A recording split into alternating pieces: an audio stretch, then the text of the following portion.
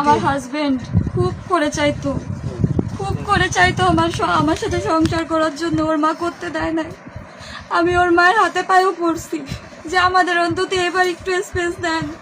সে দেয় নাই। সে বলে আমি মানুষ করেছি আমার ছেলেকে, সেই 34 বছর বয়সী একটা ছেলেকে বাচ্চা ছেলের মতো সে 2.5 বছর ধরে সে ট্রিট করতেছে। তার ঘুম থেকে ওঠা থেকে শুরু করে রাত্রে ঘুমোতে যাওয়া অবধি সে তো পুলিশে ছিল, তারপরে ডিফেন্সে র্যাবে আসছে। যতটুকু টাইম বাসায় থাকতো তাকে আমার সাথে থাকতে দিত না আমার শাশুড়ি। একই ফ্ল্যাটের মধ্যে 2টা রুমে থাকতাম, আমি একটা রুমে, আমার শাশুড়ি একটা রুমে। আমার হাজবেন্ড যদি কখনো আমার রুমে আসতো, আমার শাশুড়ি তার রুম থেকে আমার হাজবেন্ডকে ফোন দিয়ে তার কাছে নিয়ে যেত। আমার কাছে সে স্টেই করতে দিত না। জাস্ট রাত্রে ঘুমানোর সময়ও ইভেন সে এসে বারবার নক করতো, বারবার আমাদের দরজার সামনে দিয়ে ঘোরাফেরা করতো। আমার হাজবেন্ডকে সে বলতো দরজায় লাগানোর কোনো দরকার নাই, তুই ঘুমাচ্ছিস ঘুমা, দরজা দিবি কেন। সে আমাদের ঘরের সামনে এসে আমরা কি কথা বলতেছি মাঝরাতে, দিনের বেলাতে স্পেস পেতামই না, মাঝরাতেও সে আমাদের থাকতে দেয় নাই একসাথে। আমার হাজবেন্ড সময় পায় নাই। সে খুব ভালোবাসতো, খুব চাইতো আমার সাথে সংসার করতে। আমিও চাইতাম। আমি আমার শাশুড়ির মাকে বলছিলাম, আমার হাজবেন্ডকেও বলছিলাম যে 2টা বছর তো হলো, এবার অন্তত মুখ খুলো। ও মুখ খুললো না। ও বলে আমি আমার মায়ের উপর কিচ্ছু বলতে পারবো না, কিচ্ছু না। মাকে আমি কি বলবো, তুমি সহ্য করো, আর না হলে আমি কি করবো আমি জানি না। আমাকে সে শুধু বলতো যে তুমি একটু সহ্য করো। বাট প্রত্যেকটা সেকেন্ডে সহ্য করতে করতে 2.5 বছর পরে আমার ধৈর্য ছিল না। আমি বলছি ঠিক আছে, তুমি এবার যা সিদ্ধান্ত নিবা নাও, আমার কিছু বলার নাই। পরে আমি যখন দেখলো তার মায়ের অত্যাচারে আমি মরেই যাচ্ছি, তখন সে আর সেই অত্যাচার সহ্য করতে পারলো না। তার মায়ের উপর অভিমান, আমার উপর অভিমান থেকে প্রায় মারধর করতো। ও সেটা ঠেকাতো না। আমার উপরে ওর কোনো অভিমান ছিল না। আমাকে ও প্রত্যেকটা মেসেজ দিয়ে গেছে। আমাকে যে ও টেক্সট করতো হোয়াটসঅ্যাপে, সেই টেক্সটগুলো তো এখনো আছে। সেই টেক্সটের মাধ্যমেও সবাই বুঝতে পারবে যে আমার প্রতি ওর কোনো রাগ ছিল না, কোনো অভিমান ছিল না। ও শুধু বলতো ওর মাকে কিছু বলতে পারবে না, ওর মাকে ও কিচ্ছু বলতে পারবে না। ওর মায়ের অভিমান, ওর মায়ের উপর থেকে, মানে ওর মায়ের উপরও এত অভিমান ছিল, এত কষ্ট ছিল যে ওর মা ওকে বুঝলো না।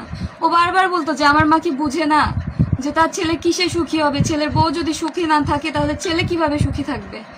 তার মা নাকি বুঝতোই না। সে অনেক বোঝানোর ট্রাই করছে, বাট তার মা বুঝতো না।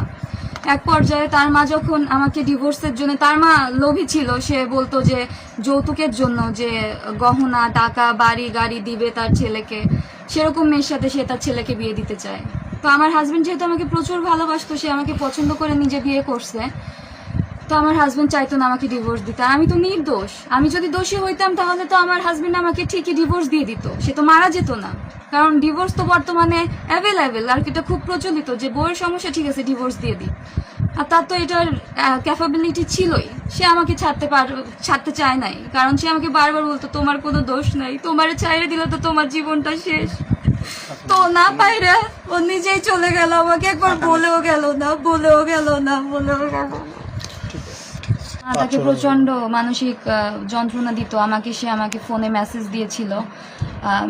মানে 2.5 বছর ধরে তো যেহেতু চলতেছে, সে আমাকে মাঝে মধ্যেই টেক্সট করতো যে দেখছো তো আমার মায়ের কি অত্যাচার তোমার উপর বেড়ে যাচ্ছে, বা তোমাকে আমি প্যাম্পার করতে পারতেছি না আমার মায়ের কারণে, আমার মা এরকম করতেছে, আমি তো বুঝতেছি, কিন্তু আমি আমার মাকে কিছু বলতে পারবো না, কারণ আমার মা আমাকে সেই রাইটটা দেয় নাই। মানে তার মাকে যে সে কিছু বলবে সেই রাইটটাও তার মা তাকে দেয় নাই। আর সে ছিল প্রচন্ড মাতৃভক্ত ছেলে। মানে আমার হাজবেন্ডের মতো মাতৃভক্ত বা ভক্তি আমি এই পৃথিবীর কাউকে দেখি নাই, ইভেন কেউ দেখে নাই, কেউ না। তো সে তার মাকেও কিছু বলতে পারতেছিল না। তার মা যেহেতু আমাকে ডিভোর্সের জন্য চাপ দিচ্ছিল, তো সে এটাও চাচ্ছিল না, কারণ সে আমাকে প্রচন্ড ভালোবাসতো। আর সে আমাকে ডিভোর্স দিবে, আমি তো নির্দোষ, সে জানতো যে আমার ওয়াইফ নির্দোষ, ওর কোনো দোষ নাই। তো একটা নির্দোষ মেয়েকে সে ডিভোর্স না দিয়ে, আর সে দেখলো যখন যে আমি সুইসাইডাল হয়ে গেছি অলরেডি, তো সে দেখতেছে যে আমার মা ওকে বাঁচতে দিবে না। তো এই অত্যাচার, এই মানসিক যন্ত্রণা একটার পর একটা প্রত্যেকটা সেকেন্ডে ওকে এত যন্ত্রণা দেওয়া হয়েছে, ও নিজেকে শেষ করে দিল। আর ওর স্মৃতিস্বরূপ আমাকে ওর বিয়েতে, ও আমাকে বিয়েতে যে গহনাগুলো দিয়েছিল সেটুকু দিয়েছে।